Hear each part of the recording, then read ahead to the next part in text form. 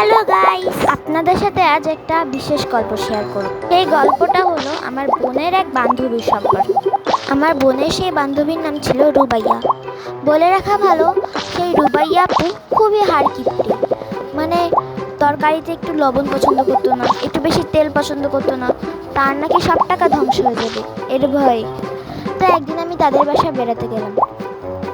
এটা বলে নিই যে আমাদের ফ্রেন্ড সার্কেল সহই আমি গেছিলাম।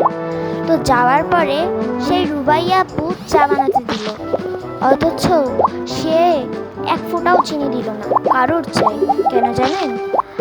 কারণ রুবাইয়া আপু বলেই রেখেছিল, আমি একজনের চায়ে একটু চিনি কম দিচ্ছি, ভেবো না যে আমি কিপটা। আমি কিন্তু তোমাদের একটা টেস্ট করার জন্য এই পরীক্ষাটা নিয়েছি। সেই টেস্টটা হলো, যার পাতে চিনি কম পড়বে তার বাসায় আমরা একদিন সবাই মিলে বেড়াতে যাব। এর ভয়তে আমরা আজ পর্যন্ত স্বীকার করিনি যে কার পাত্রে আসলে চিনিটা কম পড়েছে। এখন এই গল্পটা আমি আমার বাবাকেও দিয়েছিলাম।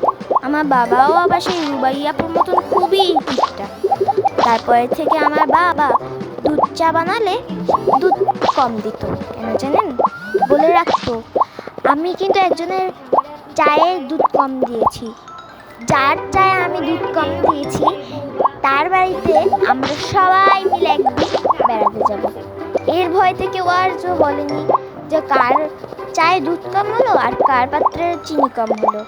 আপনারাও যদি এরকম কারোর সাথে করে থাকেন অবশ্যই আমাকে কমেন্টে বলে যাবেন। ভিডিওটা ভালো লাগলে লাইক এবং সাবস্ক্রাইব করে দিয়ে যাবেন। ধন্যবাদ।